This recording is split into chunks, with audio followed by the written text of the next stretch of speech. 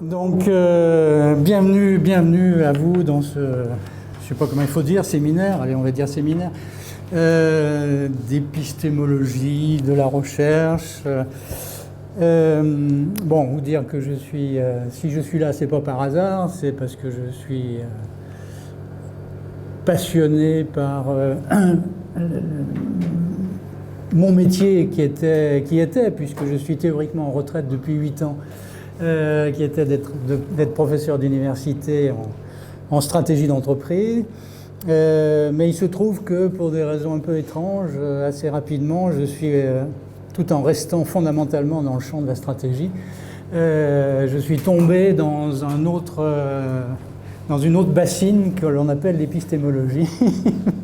Ou plus exactement, je me suis rendu compte très vite que j'étais insatisfait par les réponses que l'on trouve traditionnellement données dans le monde de la recherche en gestion et en stratégie en particulier sur qu'est-ce qu'on fait, qu'est-ce que ça signifie ce que l'on fait et quel est le sens de ce que l'on fait, quelle est la valeur de ce que l'on fait quand on prétend faire de la recherche et de l'enseignement en stratégie et plus généralement en sciences de gestion. Donc il se trouve qu'assez rapidement j'étais amené à me poser un certain nombre de questions que l'on appelle épistémologiques. Ça a produit quelques effets en France pendant quelques années, mais le soufflet est un peu retombé depuis quelque temps, et on pourra en parler parce que à mesure que sont montés qu'est monté ce que j'appelle le formatage méthodologique, la réflexion épistémologique a eu tendance à descendre d'un cran. Donc on en reparlera parce que pour vous c'est capital de mon point de vue, encore bien plus que pour les jeunes doctorants qui sont dans le cursus traditionnel, etc., etc. Parce que je pense que vous n'êtes pas là par hasard. Je pense que vous avez tout un tas d'expériences professionnelles diverses et variées. Et je pense que si vous vous engagez dans un processus qui n'a rien d'évident, qui consiste à essayer de produire de la connaissance, qui est quand même d'une immodestie absolument invraisemblable en matière de gestion, et quel que soit le sujet que vous allez aborder, il me semble que vous êtes encore plus invité que les jeunes doctorants qui sortent de l'école maternelle, que vous êtes encore plus invité à vous poser des questions que l'on appelle épistémologiques, c'est-à-dire qu'est-ce qu'on fait, qu'est-ce qu'on bricole, pour faire quoi, à l'intention de qui, et finalement quelle valeur est-ce qu'on peut prêter à ce que l'on écrit ou à ce que l'on va, le cas échéant, conseiller.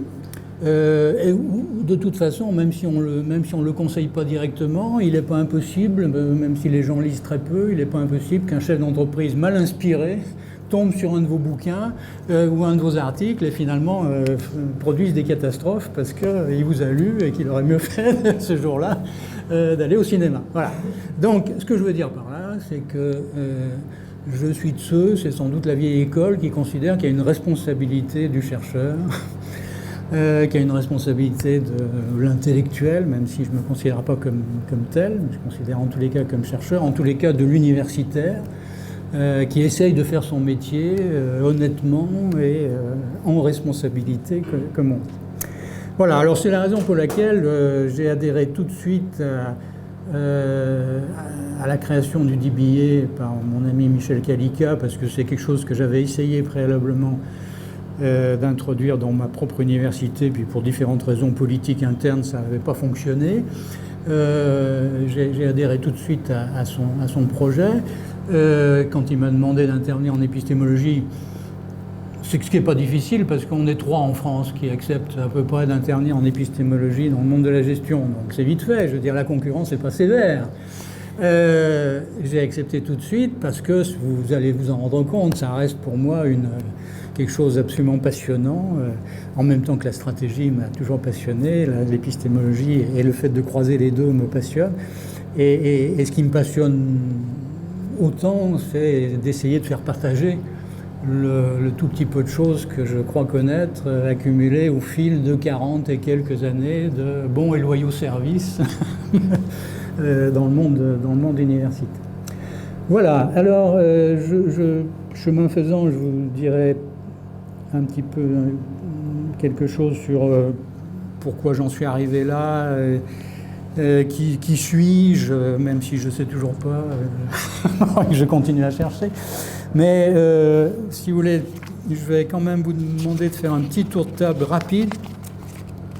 Ce que je vous suggère, si vous voulez, c'est compte tenu du fait qu'on a une grosse demi-journée, parce que quand on dit demi, c'est un doux euphémisme, on a une grosse journée en une demi. Je vais essayer dans la première partie, normalement on est encore un petit peu frais, d'essayer de vous délivrer quand même un certain nombre de points de repère, etc. Ce qui n'interdit pas du tout la discussion, parce que bon, moi je souhaite que ce soit interactif. Vous allez vous apercevoir que j'ai pratiquement pas de PowerPoint. Je déteste ça. Je considère que c'est une arme de destruction massive, donc je ne veux pas nous abreuver avec ça.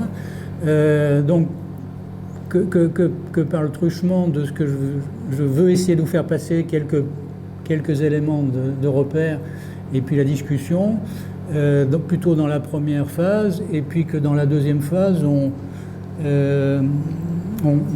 avance un petit peu en direction de vos différents projets pour essayer de détecter quels sont les questionnements un peu épistémologiques qui peuvent être sous-jacents au sujet des uns et des autres dans la deuxième partie.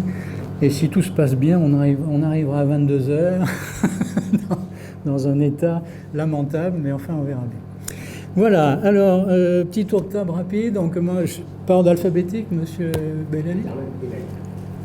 Bellali, 74 ans, marié, 2 enfants. Que vous m'avez dit quel âge? 20 ans et 54 ans. D'accord. D'expérience. Bon. Alors c'est pas pour vous flatter, mais vous êtes bien conservé. C'est gentil. Marié, 2 enfants, 4 fois grand-père. Je dirige un cabinet de stratégie d'entreprise depuis une trentaine d'années, 38 ans exactement. Bien sûr, ingénieur de formation et puis toute la suite des diplômes, même les autres, ce qui nous permet aujourd'hui de préparer une thèse. D'accord. Et j'ai vu un sujet très compliqué, votre énoncé de sujet, hein, stratégie de flexibilité et stratégie territoriale. Ah non, il y a eu 2 sujets, pardon. Ou 2 formulations, c'est ça. Hein. Permettent-elles un territoire en réseau gagnant, c'est ça? Oui. Sur le cas de Renault, Tanger Voilà, ça c'est les cas, l'étude de cas sur l'automobile. On s'interroge aujourd'hui que ça marche très bien pour l'automobile au Maroc. Que fera-t-on lors d'une crise? Est-ce qu'on est préparé à une mutation, à anticiper cette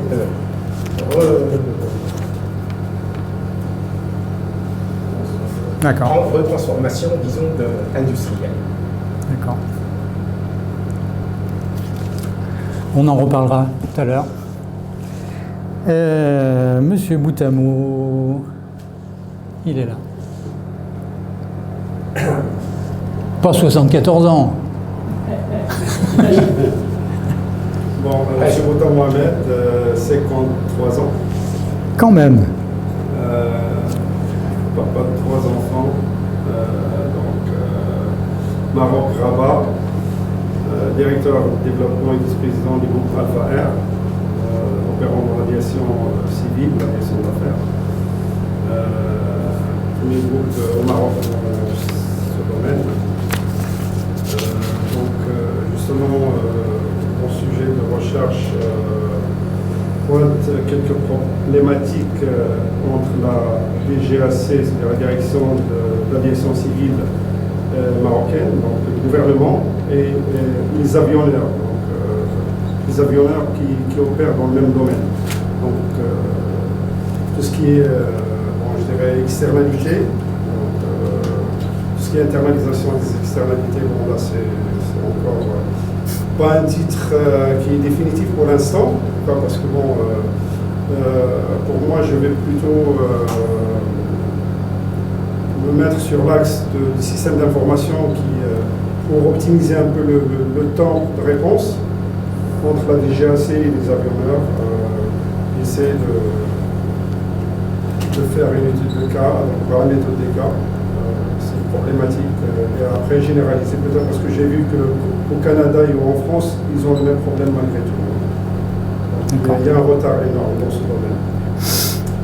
Et comme disait tout à l'heure monsieur le professeur Denis, donc il y aura un conflit aussi, un risque d'aller chercher, on va dire, des choses confidentielles auprès du gouvernement. Donc on va souligner des problèmes qui veulent peut-être masquer ou cacher pour mettre des choses à nu. Voilà. Donc c'est un sujet de recherche qui est très important, qui demande beaucoup d'investigation et beaucoup d'implication. Et bon, j'espère pouvoir aboutir à mon objectif terminé. Merci. Merci à vous. Alors, Monsieur de Stampa. Oui, Jean-Georges de Stampa, j'ai 60 ans, encore un gamin. Par rapport à moi, oui. Et donc, je suis marié, j'ai 2 enfants, j'ai fait une carrière d'ingénieur. J'ai créé une société d'ingénierie il y a quelques années déjà. Et puis, à cette occasion, je me suis dit, il faudrait bien qu'en plus de ma formation d'ingénieur, j'ai une formation en management pour apprendre à diriger ma société, c'est quand même mieux. Et donc, à cette occasion, j'ai fait un master d'économie et gestion à l'Institut Paris-Nanterre et avec l'Institut français de gestion, avec une forte orientation stratégique. Alors c'était rigolo parce que mon ancien employeur, j'étais toujours en débat avec mon ancien patron. Je n'étais pas toujours d'accord avec ses choix. Et puis un jour j'ai démissionné, j'ai créé ma propre boîte, on est resté quand même en relation. Et lorsqu'il a su que je faisais un master et que je cherchais un sujet pour faire un master orienté stratégique, il m'a téléphoné, il m'a dit non, j'ai appris que tu fais ça, tu voudrais pas faire une étude de cas sur ma boîte? Et alors le paradoxe, c'est que mon mémoire de master, c'était l'étude de cas de mon ancienne entreprise. J'étais pas d'accord avec lui sur ses orientations et après coup, il m'a demandé d'étudier le sujet.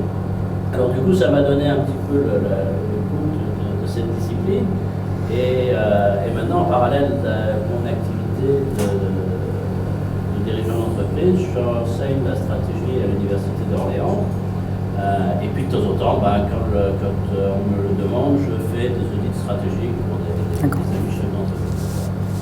Alors ma réflexion de recherche, c'est l'avenir de l'ingénierie française dans la mondialisation, et puis en particulier dans l'univers de la francophonie.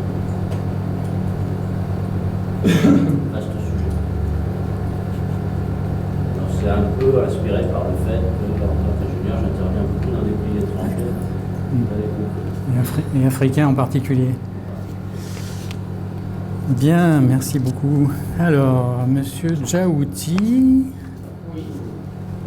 Djaouti Faisal, j'ai 47 ans, marié, père de 2 enfants. J'ai une formation en diplomatie. Je suis actuellement en exercice en France et je suis dans le comité de direction du Centre culturel algérien, ce qui m'a orienté à réfléchir un peu sur mon sujet. Je l'ai intitulé « Effet de la rationalisation de la politique culturelle en Algérie sur les outils décisionnels de la performance des organisations culturelles publiques ». Je voudrais, en fin de ma recherche, élaborer une feuille de route que j'appellerai de transition vers une évaluation des performances des organisations culturelles publiques.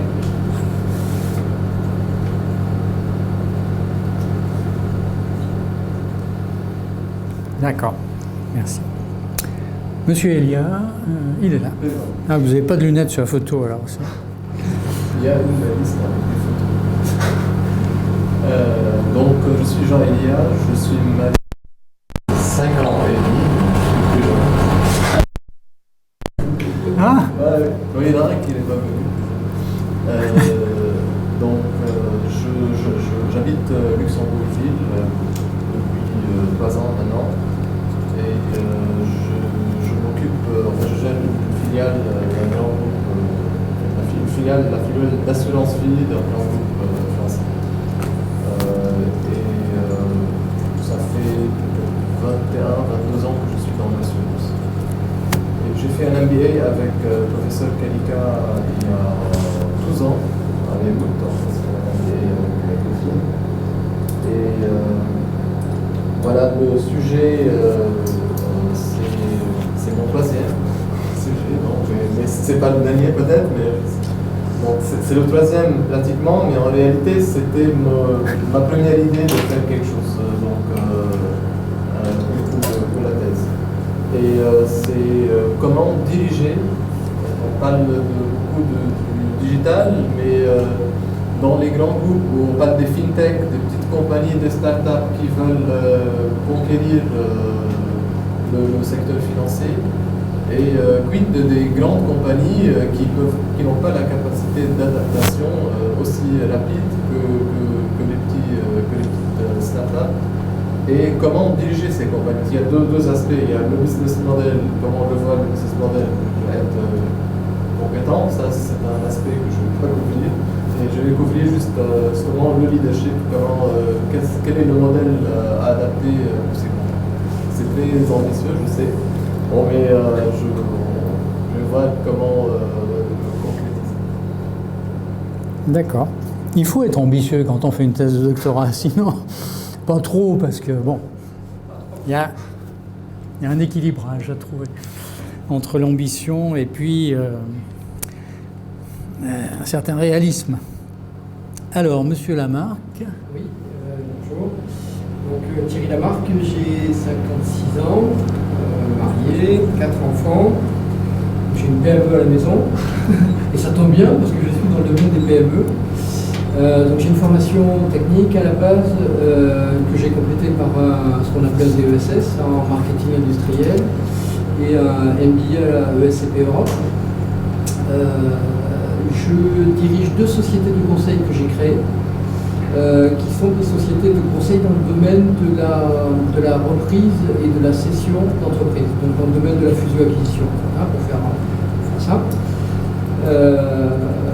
Et mon sujet de thèse est sur cet aspect-là, c'est-à-dire que je souhaiterais traiter des stratégies de négociation dans le cadre de transmission d'entreprise. Voilà, en quelques mots. Très bien. Merci. Alors, Monsieur Milungou, il se cache là. Bonjour, je suis Milungou Sekou, je suis de Côte d'Ivoire, j'ai 54 ans, je suis marié, j'ai un enfant. Et je suis risque manager médical, formation. Et donc, je suis actuellement en train de créer beaucoup de choses sur ma société. Je développe deux entreprises, des bilans. Et puis là, je travaille en fait sur comment faire en sorte qu'on puisse produire des médicaments dans les pays de l'Afrique occidentale, précisément le Cameroun. Comment produire des médicaments au Cameroun?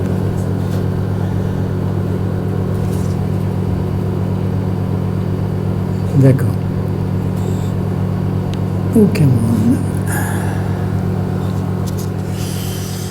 Donc vous êtes confronté aux grands labos, entre autres, et au lobbying divers et variés. Bon, eh ben, vous n'êtes pas encore arrivé au bout, mais c'est bien. Bon. Monsieur Ngambida. Ah non, il y avait quelqu'un qui ne pouvait pas venir, oui, c'est ça. Monsieur Rosière.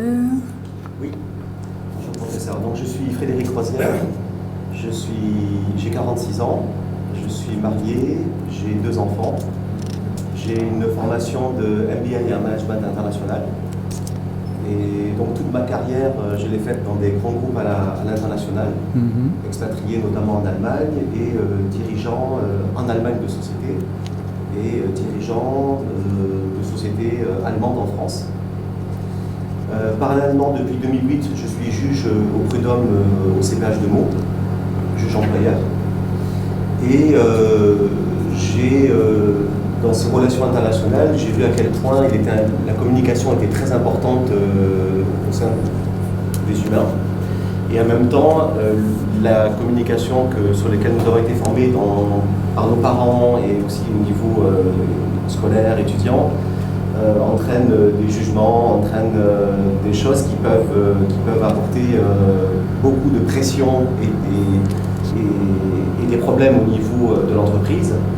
Et à travers des formations de communication non violente du docteur Marshall Rosenberg, j'ai pu me rendre compte à quel point on pouvait allier au travail bien-être et performance. Et aujourd'hui, je me lance dans un challenge important parce que je me rends compte qu'il n'y a pas de bibliographie et il n'y a aucune étude qui a été réalisée aujourd'hui dans le monde. Mais aujourd'hui, mon travail de recherche, c'est en quoi la communication non violente en entreprise est un mode innovant de gestion des risques psychosociaux et un moyen de prévention des litiges. Et pourquoi moyen de prévention des litiges? Parce qu'aujourd'hui, la loi Macron donne le pouvoir au juge au prud'homme de décider de nommer des médiateurs. Et la médiation est très très peu connue en France. Et la médiation avec le processus CNV, donc de communication non violente, est encore moins connue. Et pourtant, elle est extrêmement efficace. Et donc, je souhaiterais le mesurer scientifiquement pour justement apporter ma petite touche dans cette vie professionnelle au sein de l'entreprise et faire que mon passage, que je puisse apporter un côté humain, replacer l'humain dans le monde de l'entreprise, tout en gardant bien entendu efficacité et performance. Bien.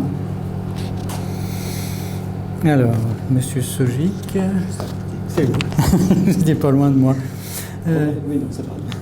Robert Sogic, donc j'ai 55 ans, marié, 2 enfants. Je me présente en même temps aux autres parce que j'ai pas pu venir au premier séminaire, donc comme ça ils sont au courant aussi. Marié, 2 enfants. Alors moi je suis aussi un homme de l'assurance, mais plus âgé que toi.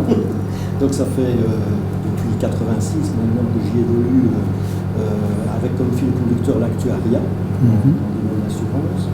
Alors là, ce qui m'a toujours interpellé dans le secteur de l'assurance, parce que j'ai accédé à des fonctions de direction dans différents groupes d'assurance, c'est le fait qu'on y appliquait des méthodologies, celles dont on a parlé ce matin en matière de stratégie, où je me suis souvent posé la question du pourquoi celles-là sont-elles adaptées. Donc votre discours de tout à l'heure a beaucoup éveillé d'écho. Alors mon projet au départ, en fait ça remonte à 12 ans, j'avais fait un DEA en gestion en Belgique, et que je n'ai pas pu prolonger en doctorat à ce moment-là parce que les contrats professionnels ne le permettaient pas. Et puis voilà, l'envie de refaire de la recherche est revenue depuis un an. Et j'ai trouvé que ce programme était parfaitement adapté à mes contraintes. Parfait. Bon, ben, je crois qu'on n'a oublié personne. Bon, alors moi en quelques mots, parce que encore une fois, je pense que c'est surtout à travers ce que je vais vous raconter que vous... Donc malheureusement, je suis presque le doyen, je suis vice-doyen, moins bien conservé. J'ai 69 ans. Bon, j'ai été pris d'une passion tout à fait précoce pour l'économie lorsque j'étais au lycée, à une époque où naturellement l'économie, la science économique n'était pas enseignée au lycée. Mais bon, j'avais trouvé dans la bibliothèque paternelle des ouvrages d'histoire de la pensée économique et j'étais tombé là-dedans et j'en suis pas ressorti en fait. Et je me souviens que dans les travaux pratiques de sciences naturelles où il fallait découper des grenouilles, etc., j'avais horreur de ça, mais je me mettais à côté d'un copain qui voulait devenir chirurgien, puis je disais « occupe-toi de ma grenouille ». Et pendant ce temps, j'avais un bouquin d'histoire de la pensée économique qui était ouvert sur mes genoux pour que la prof de sciences naturelles ne se rende pas compte que j'étais en train de lire. Donc c'est quelque chose d'assez étrange, si vous voulez. C'est-à-dire que j'ai fait des études d'économie de façon délibérée, parce que voilà, je m'étais pris d'une façon tout à fait de passion, de façon précoce pour ça. faisant des études d'économie, j'ai découvert qu'il y avait des limites. Alors j'ai cru bon de devoir faire de la sociologie pour élargir. Puis après avoir fait de l'économie, de la sociologie, je me suis dit, bon, il faut passer aux choses sérieuses. Tout ça c'est bien, mais c'est un petit peu éloigné de l'action.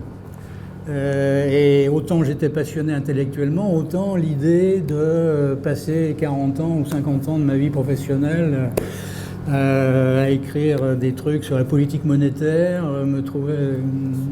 me semblait un petit peu trop éloigné. Ouais. Et alors assez naturellement, à une époque où pratiquement ça n'existait pas à l'université, je me suis penché sur la gestion. Parce que je me suis dit, bon, après tout, l'économie qui reste une passion, la sociologie, bon, tout ça doit pouvoir abonder ou converger pour essayer de traiter un certain nombre de problématiques qui sont plus proches de l'action, parce qu'on est dans des entreprises, dans des organisations, sur le terrain, etc. Et tout ça, ça s'appelle la gestion. Alors il se trouve qu'à cette époque, la gestion n'existait pas à l'université française, elle n'était pas enseignée en tant que telle. Moi, j'avais eu un vague cours de comptabilité, mais bon, ça s'arrêtait là. Et donc, je me suis engagé dans un doctorat qui venait quand même de se créer, c'est-à-dire que le doctorat de sciences de gestion venait d'être créé en France officiellement, mais il était créé dans les textes, il n'existait pas en pratique. Et donc, il se trouve que je me suis engagé dans cette affaire, que j'ai eu la chance d'avoir une bourse de la FNEJ, la Fondation nationale pour l'enseignement de la gestion, qui à cette époque envoyait des thésards aux États-Unis pour qu'ils reviennent avec le sac à dos rempli de managérialisme américain. Moi, j'ai décidé de ne pas faire ça. J'ai décidé d'aller à Bruxelles, où venait de se créer un institut qui s'appelle EIASM, European Institute, Institut des études avancées en management, qui était une création tout à fait ex nihilo, qui était destinée à aider des jeunes doctorants européens à faire leur thèse. Et pour ça, on mettait à notre disposition un aréopage absolument prodigieux de professeurs, américains, anglais, scandinaves, français, etc., une trentaine, qui étaient là et dont le job essentiel pendant 1 an, 2 ans, 3 ans consistait à aider les thésards et à publier leurs recherches, mais qui étaient complètement dégagés d'enseignement dans leurs universités d'origine. Et donc je me suis retrouvé à faire ma thèse inscrit à l'université de Paris-Dauphine, mais de facto comme boursier de la FNEJ à Bruxelles, où j'étais assistant à l'université de Lyon déjà à cette époque, où j'allais passer 1 semaine tous les mois à peu près, et ça a duré 3 ans. Et j'ai eu la chance absolument invraisemblable, ça fait partie des trucs qui vous tombent dessus dans la vie, c'est que 3 mois après avoir été admis comme boursier FNEJ à l'Institut européen de management de Bruxelles, est arrivé quelqu'un qui s'appelait Igor Antsov, qui était le professeur de stratégie numéro 1 dans le monde à cette époque, avant Michael Porter, puisque Porter était encore trop jeune. Igor Antsov avait écrit ce fameux ouvrage Corporate Strategy, qui était devenu un succès mondial. Et il est arrivé 3 mois après que j'ai été admis. Et donc, assez naturellement, comme j'avais décidé de faire ma thèse en stratégie, il a été nommé président de mon comité de thèse. Et j'ai eu cette chance absolument invraisemblable de préparer ma thèse, de fait, sous la direction d'Igor Antsov, puisque ça a été le personnage le plus actif dans ma direction de thèse à Bruxelles. Et j'ai ensuite soutenu ma thèse à l'université de Paris-Dauphine, puisque j'étais inscrit à Dauphine. Et je suis historiquement le premier docteur d'État et sciences de gestion de l'université de Paris-Dauphine. Non, parce que le doctorat était tellement récent que j'ai été le premier. Le deuxième en France, parce qu'il y a un Rennais qui avait soutenu à Rennes à peu près 15 jours avant moi. Mais en tous les cas, à Dauphine, je suis le premier historiquement dans les annales. Si vous regardez les registres, vous verrez que... et je suis très très fier d'avoir été le premier docteur d'État et sciences de gestion de l'université de Paris-Dauphine. Assez rapidement à Bruxelles, il s'est passé quelque chose. Comme j'avais un comité de thèse, parce que c'était le modèle américain, donc J'avais un directeur de thèse à Dauphine officiel, mais mon comité de thèse à Bruxelles, c'était 3 ou 4 profs. Et donc, naturellement, j'avais affaire à des gens différents, et fort heureusement. Et en particulier, j'avais bien sûr affaire à Igor Antsov, mais j'avais en même temps affaire à l'époque il était jeune, à un jeune Suédois qui était professeur de marketing industriel. Et alors, chaque fois que je passais dans son bureau, où je restais en conversation avec lui sur l'avancement de ma thèse pendant 1 heure ou 2, il me disait fais pas ci, fais pas ça, parce que tu vas prendre trop de risques, etc. Et finalement, tu vas te planter. Alors bon, j'écoutais, j'enregistrais. Grosso modo, il me disait tu te mets dans les clous. Et puis, tu vas pas regarder à gauche ou à droite des clous, tu avances dans les clous. Et comme ça, tu auras ton doctorat sans difficulté, et comme ça, tu feras une carrière universitaire sans problème. Et alors après, j'allais dans le bureau d'Igor Antsov, et je lui disais, voilà ce que m'a dit votre collègue. Et il m'a répondu tout de suite le premier jour, il m'a dit, tu t'en fous, parce qu'il n'a jamais foutu les pieds dans une entreprise. Moi, je te dis que c'est ce qu'il te dit, tu oublies, fais ce que tu as envie de faire. D'abord parce que moi je te dis que ce sujet est extrêmement important et que la façon dont tu veux le traiter convient parfaitement à quelqu'un qui veut faire de la recherche en vue d'avoir quelques effets, sait-on jamais, sur la pratique. Bon. Et donc j'ai été confronté très vite à un immense problème épistémologique dont on va parler cet après-midi parce qu'il est récurrent. C'est ce fameux problème entre la rigueur méthodologique et la pertinence de la recherche. Aujourd'hui, il y a des tonnes d'articles dans les revues scientifiques. Alors, il y a des gens qui disent la pertinence, on s'en fiche, il n'y a que la rigueur qui compte. Il y en a d'autres qui disent il n'y a que la pertinence qui compte, à la rigueur, la méthodologie, on s'assoit un peu dessus, qu'on ne peut pas faire autrement. Et puis, il y a des gens qui essayent, c'est un peu ma position, de concilier les deux en disant, évidemment, la rigueur méthodologique est nécessaire, parce que sinon, on est amené à dire et à écrire et à faire n'importe quoi. Mais 2, on est en gestion. Bon. À quoi bon fabriquer de la soi-disant connaissance si elle n'est pas pertinente? C'est-à-dire que si elle ne rencontre pas quelque chose, de façon directe ou indirecte, mais si elle ne rencontre pas des problèmes qui se posent hic et nunc, ici et maintenant, sur le terrain, comme on dit, dans des organisations, dans des entreprises, quelle que soit la taille, quelle que soit, etc. Et si vous voulez, moi j'ai été donc immédiatement confronté à cette interrogation et à cette pression, hein, parce que le jeune prof suédois était représentatif de tout ce courant épistémologique ou plutôt méthodologique, hein, qui privilégie la rigueur dans le traitement des données, parce que grosso modo ça se focalise là-dessus, hein. Donc où on met une emphase absolument considérable sur les tests statistiques, le machin, la représentativité de l'échantillon, enfin, etc. Tout un tas de choses qui sont évidemment importantes, au moins dans certains cas. Mais où, de façon assez étrange, on évite soigneusement de se poser des questions, de mon point de vue, beaucoup plus fondamentales, et qui sont mais qu'est-ce que je fabrique?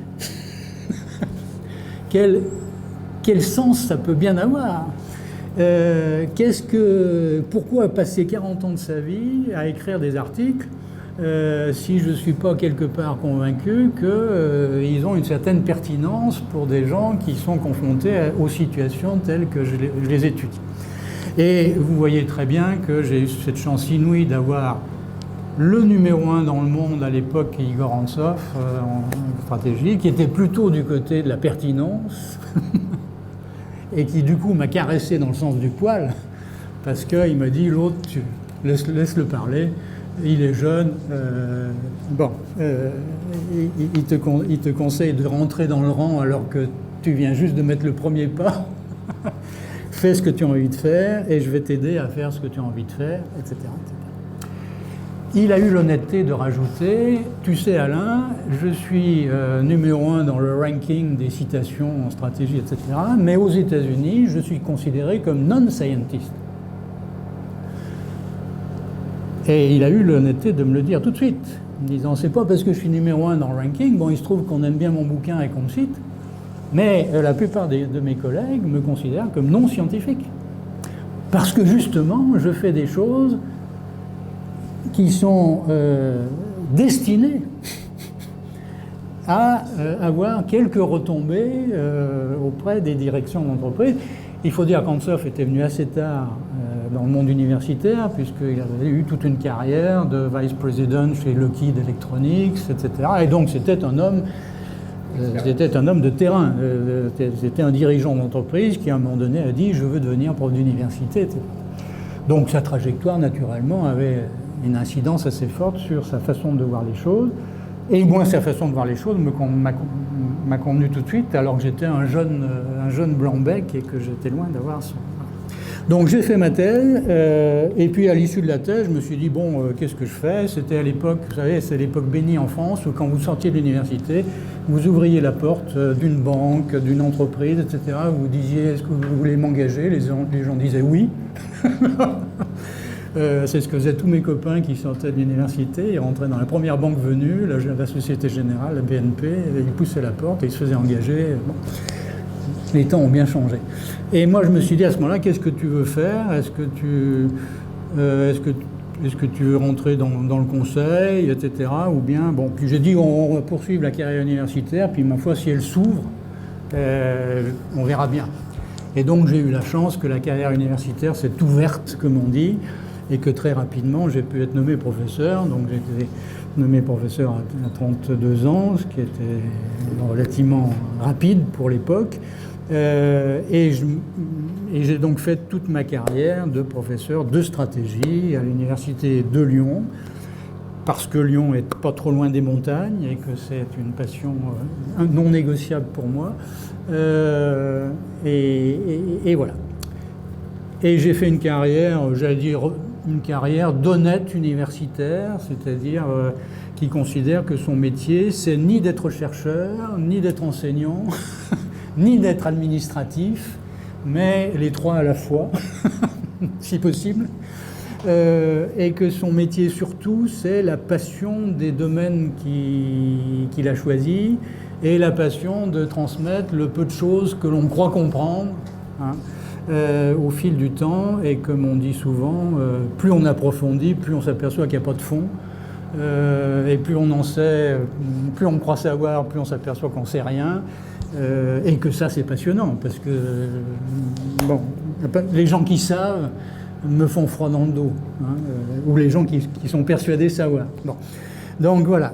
Alors, épistémologie, donc rencontré très très vite, en tous les cas, le problème fondamental, rencontré assez vite avec ma thèse et Antsoff. Ensuite, dès que j'ai été nommé professeur, j'ai fait de la stratégie, j'ai publié en stratégie, des bouquins, des articles, etc. Et puis assez rapidement, j'ai créé des programmes doctoraux à Lyon, mais aussi au niveau national, sous l'égide de la FNEJ, justement. Et j'ai cru devoir introduire tout de suite, dans les formations doctorales que je créais, un séminaire d'épistémologie. À une époque où ça n'existait pas. C'est-à-dire que dans aucun DEA ou programme doctoraux en France, il y avait de séminaires d'épistémologie. Il y avait des séminaires de méthodo, Conti, Cali, machin, truc. Mais épistémo, quand on prononçait le mot, les gens vous regardaient avec des yeux tout ronds en disant qu'est-ce que c'est que ce truc. Et j'ai dit non, on ne peut pas avoir une formation doctorale si on n'a pas un séminaire équivalent de 25 ou 30 heures d'épistémo. Et donc j'ai créé ces séminaires d'épistémo en me disant je vais les sous-traiter parce que je ne suis pas compétent. Et donc en particulier dans un programme que j'ai créé au plan national pour la FNEJ, la première année, il y avait une semaine d'épistémologie.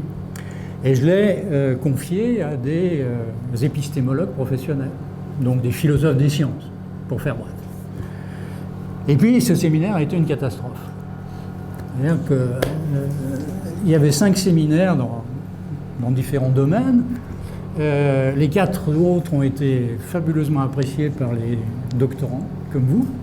Le 5e, en épistémo, les gens m'ont dit, mais c'est pas possible, on n'a rien compris, on ne sait pas de quoi il s'agit. Après une semaine, voilà. Et je me suis aperçu que ça ne collait pas avec les épistémologues professionnels. Et donc l'année d'après, le patron de la FNEJ à l'époque m'a dit, écoute, moi je veux bien qu'on recommence le programme, mais cette fois c'est toi qui t'occupes du séminaire. Et là j'étais le dos au mur, donc j'ai dit, bon ok. Comme je croyais au projet, au programme que j'avais conçu, que je voulais absolument le défendre, j'ai dit, je monte au feu. Et donc j'ai commencé à travailler assez sérieusement, en me disant, bon, je suis en culotte courte, mais il faut quand même que j'ai 2-3... Et alors ça a donné lieu, 2-3 ans après, ça a donné lieu à ce qui est devenu le petit livre rouge. Tout le monde parle du petit livre rouge dans notre petit monde, en disant, ah oui, le petit livre rouge de Martinet en 90, Épistémologie et sciences de gestion, qui est le produit du séminaire d'épistémo que j'avais animé tout en étant incompétent, en faisant intervenir des gens, bien sûr, pendant 2-3 ans. Hein. Donc voilà. Et alors du coup, qu'est-ce qui s'est passé? Eh bien, il s'est passé qu'à partir de 1990-91, on m'a considéré comme étant l'épistémologue de service. Et à ce moment-là, ça a fait tache d'huile, c'est-à-dire que dans les autres DEA et programmes doctoraux en France, en Suisse, au Canada, au Portugal, où j'ai beaucoup travaillé, on s'est mis dans la tête qu'il fallait obligatoirement avoir un séminaire d'épistémo, et à partir de là, on s'est mis dans la tête qu'il fallait m'inviter, parce que... Et alors du coup, comme ça, moi je disais, non, mais moi je suis chercheur en stratégie. On me disait, oh, non, mais on s'en fout, ce qui nous intéresse, c'est l'épistémo. Alors, comme ça, pendant des années, j'ai joué à l'épistémologue dans tout un tas de programmes doctoraux en France et à l'étranger. Et j'ai du coup continué à travailler, et à lire, et à me réfléchir, et à essayer... Et puis, comme je l'ai dit tout à l'heure à quelques-uns, le soufflet est un peu retombé parce que depuis une dizaine d'années, pour des raisons que tout le monde connaît, le formatage, la pression à la publication, le fait qu'il faut aller vite, le fait que les doctorants sont de plus en plus incultes, le fait que les profs le sont encore davantage, etc. Tout ceci pousse à ce que l'épistémo soit à nouveau dégringolé, est à nouveau dégringolé, et que la méthodo, évidemment, a pris le dessus, et que... Alors, j'en parlais récemment avec un jeune, pas un jeune, il est plus tout à fait jeune, un collègue qui est prof à l'EM Lyon, que j'avais eu comme étudiant en doctorat il y a 15-20 ans, et qui a eu le cri du cœur. Il m'a dit, oh, moi, quand j'ai compris que l'épistémologie, ça me déstabilisait, j'ai décidé de refermer. Donc il publie régulièrement en stratégie tout un tas d'articles, il est tout à fait reconnu, connu, etc. Mais il a décidé, une bonne fois pour toutes, que plus de questionnement épistémologique parce que c'est trop dérangeant et qu'il vaut mieux faire la méthodo comme ça. Alors j'ai été obligé de lui dire, c'est curieux parce que quand j'étais étudiant en sciences économiques, j'avais posé la question à un de mes professeurs, mais comment ça se fait que quelqu'un d'aussi intelligent que vous soit membre du Parti communiste français? Et il m'avait répondu, mon cher ami, j'ai décidé de choisir mon camp et de ne plus me poser de questions. Et je me suis dit, c'est grosso modo, au fond, la même chose. C'est-à-dire qu'il y a des gens qui choisissent un camp et puis surtout qui ne veulent plus du tout se poser de questions sur pourquoi je suis là, qu'est-ce qu'on y fait et à quoi ça sert. Et j'ai été troublé d'entendre chez ce jeune collègue ou ce plus jeune collègue finalement une position du même ordre. Le bouquin d'épistémo, j'ai ouvert mais j'ai vite refermé, comme ça j'ai la paix et je peux dormir tranquille la nuit, etc. Voilà, alors ça vous explique pourquoi je continue à être un des rares qui cause d'épistémo. Je continue à être un des rares qui considère que ça fait véritablement partie intégrante du boulot d'un chercheur. Et je vais essayer cet après-midi de vous convaincre, si vous ne l'êtes pas déjà, en essayant de vous montrer que pour moi, le travail épistémologique, je dis bien le travail épistémologique, et j'essaierai de m'expliquer là-dessus, fait partie de la méthode de recherche. C'est pas bien sûr le test du qui 2 ou je sais pas trop quoi sur un machin, mais que quand on prétend construire un travail de recherche, de mon point de vue, on ne peut pas se passer d'un travail épistémique que j'appelle chemin faisant, qui vous amène assez régulièrement, j'allais presque dire un peu comme procédure de contrôle de ce que vous êtes en train de faire, de vous dire, mais est-ce que je suis toujours dans les clous? Et lesquels? Est-ce que je ne suis pas en train de dériver parce que quand on fait un travail de recherche, on dérive en permanence. Bon. Est-ce que je ne suis pas en train de dériver trop loin? Est-ce que je ne suis pas en train de, je sais pas, de sombrer dans l'idéologie? Est-ce que je ne suis pas en train de sombrer dans l'impertinence? Est-ce que je ne suis pas en train de sombrer ou de répéter ce que des millions de gens ont dit sous des mots différents, parce que, etc., etc. Donc je vais essayer de vous convaincre cet après-midi que, contrairement à mes jeunes collègues, je considère que ce travail épistémologique, est absolument fondamental, que 2, un chercheur digne de ce nom ne devrait pas oser dire « je m'en fous », et que 3, c'est pas justement une contrainte, ou plus exactement, c'est ce qu'on appelle une contrainte habilitante. C'est-à-dire que ça vous met des contraintes, mais ces contraintes sont des appuis. C'est-à-dire vous ouvrent vous désignent des voies, vous ouvrent des horizons et vous permettent d'avancer avec une plus grande sûreté intellectuelle et en étant davantage capable d'argumenter ce que vous êtes en train de faire. Alors, je vous ai dit que j'avais horreur des PowerPoint, néanmoins, je vais m'appuyer sur quelques éléments. Alors, à quoi bien peut servir l'épistémologie? 90% de gens vous disent à rien. Donc, on va aller boire le café, la messe est dite. Voilà. Bon, malheureusement, je fais partie des 10% qui disent ça peut peut-être servir à quelque chose. J'ai déjà la réponse traditionnelle, comme pour la philo, qui consiste à dire à ne pas mourir idiot, totalement. Et la deuxième réponse, qui pour moi est plus importante et plus satisfaisante, c'est de vous dire c'est un véritable moyen de recherche. C'est un véritable, le questionnement épistémologique est une véritable méthode de recherche. Alors,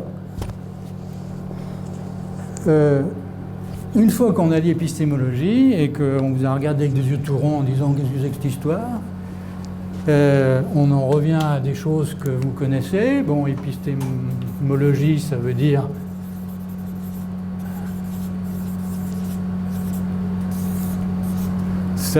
logos sur l'épistémé. Ça veut donc dire que quand on prétend faire de l'épistémologie, j'aime pas bien cette expression parce qu'elle n'a pas grand sens, mais quand on se prête à un questionnement épistémologique, ça débouche sur un certain logos, sur un certain discours, sur un certain nombre d'énoncés que l'on propose. Et ces énoncés portent sur quoi? Ils portent sur un objet étrange qu'on appelle la connaissance. Alors l'épistémé chez les Grecs, c'est quelque chose d'assez compliqué, mais en tous les cas, ça ressemble étrangement à ce qu'on appelle aujourd'hui la connaissance. Donc, pour moi, l'épistémologie n'a rien de mystérieux, même si le mot est un peu pompeux. Ça consiste à se dire, bon, qu'est-ce que je peux raconter sur la façon dont on fabrique de la connaissance? Alors, je m'appuie sur un monstre sacré que certains d'entre vous ont sans doute aperçu dans leur cheminement intellectuel ou leur pratique professionnelle, ceux qui s'intéressent à la psychologie par exemple, qui était le monstrueux Jean Piaget, au demeurant personnage délicieux, professeur à Genève en psychologie de l'enfant, dont vous vous souvenez au moins peut-être qu'il était lui aussi confronté à un problème épistémologique, puisque la grande majorité des psychologues à son époque ne juraient que par les méthodes quantitatives, et notamment de mesures de quotient intellectuel et autres trucs. et que Piaget avait pris le contre-pied absolu en disant moi je vais mettre des enfants dans une pièce, je vais leur donner des cubes et des machins et des jouets, puis je vais voir ce qu'ils font. Et donc il a élaboré une large partie de ce qu'il a fabriqué en psychologie de l'enfant, en psychologie de l'intelligence, de construction de l'intelligence, en faisant des études de cas, dirait-on aujourd'hui, dans nos domaines, qui consistent grosso modo à laisser tomber la statistique et les échantillons représentatifs dont on ne sait pas trop quoi, pour s'intéresser à des enfants en chair et en os, qu'il observait se débrouiller, essayer de faire entrer des boules dans des carrés, ou des carrés dans des cercles, etc., etc. Et vous vous souvenez peut-être que Piaget a mis en évidence un formidable processus de fabrication de l'intelligence chez l'enfant, dont il s'est rendu compte ensuite que c'était la même chose chez les prix Nobel, qui sont de grands enfants, comme chacun le sait, et qui est le processus d'assimilation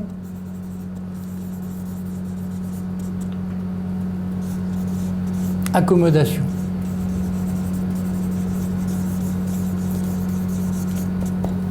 Qu'il a englobé sous l'étiquette d'équilibration.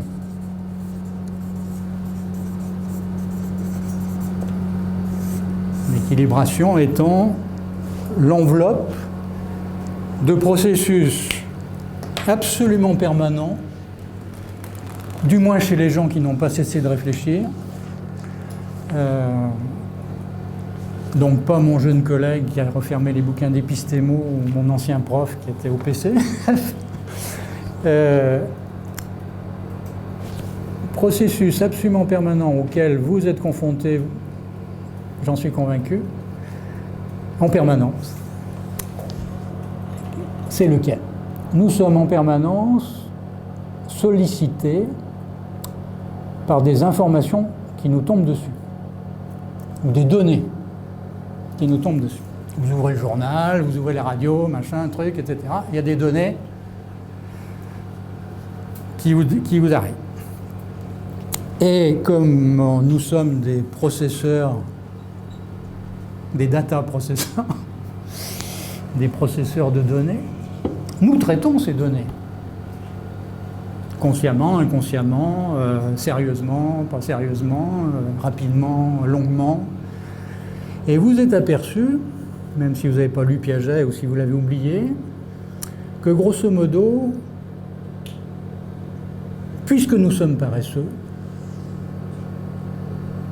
de nature, et que c'est une condition de survie, nous avons tendance, dans la mesure du possible, à nous contenter d'assimiler.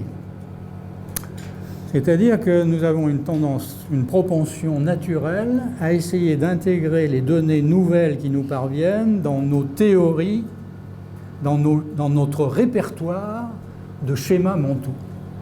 On a tous une immense bibliothèque de schémas mentaux, élaborés, pas élaborés, des petits crobards, des petits machins, des croyances plus ou moins scientifiques, si A alors B, si les Noirs n'étaient pas Noirs, s'il n'y avait pas de musulmans en France, si ma belle-mère n'était pas ma belle-mère, je m'entendrais mieux avec ma femme, enfin bon.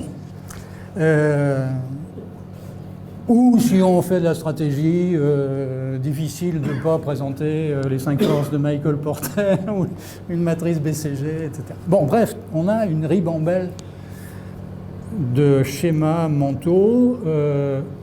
Un autre personnage immense, à mon avis moins que Piaget, mais enfin qui était aussi quand même dans notre monde, Chris Argyris, qui était professeur à Harvard, qui s'est illustré sur les questions d'apprentissage, etc., disait théorie en usage. Nous avons une ribambelle de théories en usage, si on utilise le mot théorie de façon modeste. C'est pas E égale MC2, mais c'est toute une ribambelle de petites théories, de petits morceaux de théorie qu'on a dans la tête. Bref, nous sommes paresseux, nous voulons aller vite, nous sommes des homo economicus quelque part, c'est-à-dire qu'on ne veut pas trop dépenser d'énergie pour avoir des résultats. Et donc on a tendance, chaque fois qu'on reçoit des informations, des données nouvelles, on a tendance naturelle, dans un premier temps, à les assimiler, à essayer de les faire rentrer dans nos schémas mentaux, dans nos théories en usage, etc.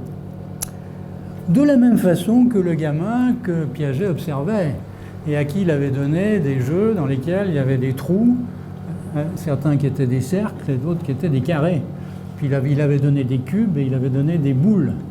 Et puis il voyait que les gamins, en bas âge, essayaient de faire rentrer les boules dans les carrés, et puis que parfois ça marchait parce que le carré était plus large que la boule. Puis d'autres fois ça ne marchait pas parce que le carré était plus petit que le diamètre de la boule. Et à ce moment-là, qu'est-ce qui se passe? Vous avez tous des enfants, vous avez vu ce qui se passe dans ce cas. Vous avez le gamin qui tape sur la boule, il a compris que c'était en plastique, que c'était un peu malléable, et qui finalement, à force de taper sur la boule, arrive à faire rentrer la boule dans le carré. Bon, mais comme on dit, au chausse-pied, ou au forceps, hein, c'est-à-dire en déformant la théorie en usage, ou le schéma mental, etc. C'est-à-dire que ne rentre dans un carré qu'une boule dont le diamètre est normalement inférieur au côté du carré. Deuxième réaction, vous avez les gamins qui vous balancent les boules à la tête en vous disant « je joue plus ». Je joue plus, c'est-à-dire que ça, il est mis en échec 2-3 fois, et puis il vous balance les boules, et puis il pleure, et il s'en va, il balance tout. Et puis, troisième réaction, vous avez le gamin qui expérimente, et puis qui, au bout d'un moment, se rend compte que les boules rentrent plutôt dans les cercles, et que les cubes rentrent plutôt dans les carrés, et que les boules arrivent à rentrer dans les carrés lorsque le diamètre est inférieur, etc. Et à ce moment-là, qu'est-ce qu'il a fait? Il a accommodé. C'est-à-dire qu'il a franchi un seuil, un degré supplémentaire d'intelligence. Il s'est construit une théorie nouvelle, un schéma mental nouveau, qui est une véritable théorie. Ne rentre dans les carrés que les boules dont le diamètre est inférieur à, etc. C'est donc déjà très élaboré, même s'il ne le formule pas comme ça, mais il a compris. Et c'est quand même l'essentiel.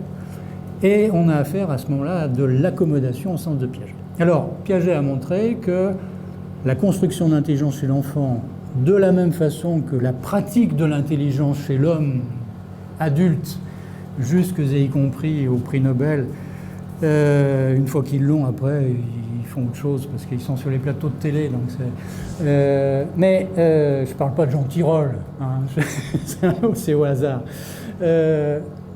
C'était la même chose. C'est-à-dire que nous passions notre vie à osciller, d'où le processus d'équilibration, à osciller entre assimilation et accommodation. Mais avec quand même cette espèce de propension naturelle, pour des raisons de paresse, de machin, etc., et de non-remise en cause, à pencher plutôt du côté de l'assimilation dans la mesure du possible. Alors, quand on est chercheur, on est confronté en permanence à ça. J'allais dire que le boulot de chercheur, ça consiste à faire du Piaget en permanence. Alors, mon petit gars dont je parlais, qui est prof à l'EM Lyon et qui dit « moi, je ne veux plus me poser de questions épistémologiques », ça veut dire quoi? Ça veut dire que lui, il a choisi l'assimilation. C'est-à-dire qu'il va nous débiter, il va continuer à nous débiter des articles et il va les publier, parce qu'il n'y a pas, quand on est dans les clous, on publie. Les reviewers sont ravis que vous respectiez les clous. Il va publier des articles qui vont traiter pour la énième fois sur un nouvel échantillon d'entreprises du Burkina Faso plutôt que de la Côte d'Ivoire ou plutôt que de la Suisse alémanique. La même question, la même hypothèse. Les entreprises diversifiées ont des taux de profit qui sont plus stables que les entreprises qui le sont moins. Ma grand-mère me disait, mais pas tous tes œufs dans le même panier. Donc bon, il y a longtemps que je sais. Mais on a besoin de démontrer ce genre de fumisterie, donc on le démontre. On y arrive. Enfin, on y arrive. Comme dans 80% des cas, avec des résultats qui sont, dans 33% des cas, on peut dire oui, dans 33% des cas, on peut dire non, et dans 33% des cas, on peut rien dire. Donc. Mais bon, on est quand même content. Seul problème, c'est que moi qui ai fait du conseil en diversification, le mec que j'avais en face de moi, le président de Salomon, qui me disait « Est-ce que je fais bien de me diversifier dans les raquettes de tennis ?» Si je lui répondais « Monsieur le Président, moi, en ma grande qualité de chercheur en stratégie, je peux vous dire que les entreprises diversifiées ont des taux de profit qui sont très légèrement plus stables que les entreprises qui le sont moins. » Il me disait « Mais vous croyez que c'est pour ça que je vous paye ?» Vous voyez ce que je veux dire? C'est-à-dire que la pertinence de la réponse que je lui faisais était pour lui nulle, compte tenu du fait que son problème ne se posait pas du tout en ces termes et pas du tout à ce niveau-là. Donc ça posera un problème que j'appellerai dans la suite de l'après-midi, un problème qui pour moi est capital, qui est le problème que j'appelle de la granularité de la recherche, ou de la granularité du produit de recherche, plus exactement. C'est-à-dire, ou la maille, si vous aimez mieux la notion de maille que la notion de granularité ou de grain. C'est-à-dire que si vous avez la prétention de fabriquer de la recherche qui veut dire quelque chose pour des gens qui sont dans des situations comparables, mais sur le terrain, et pas simplement d'autres chercheurs universitaires, vous vous rendez compte assez vite qu'il y a un problème de granularité. C'est-à-dire que si vous les informez sur la 995e patte du 1000 pattes, alors que la question qui les intéresse, c'est de savoir si ils ont affaire à un 1000 pattes ou à un crocodile, vous voyez bien qu'il y a un problème de granularité. C'est-à-dire que vous, en votre qualité de chercheur, vous avez approfondi de façon tête d'épingle une question, mais il se trouve que cette question ne se rencontre jamais en ces termes en situation réelle. Alors en stratégie, on est toujours confronté à ce genre de problème, presque. Parce que vous avez tout un tas...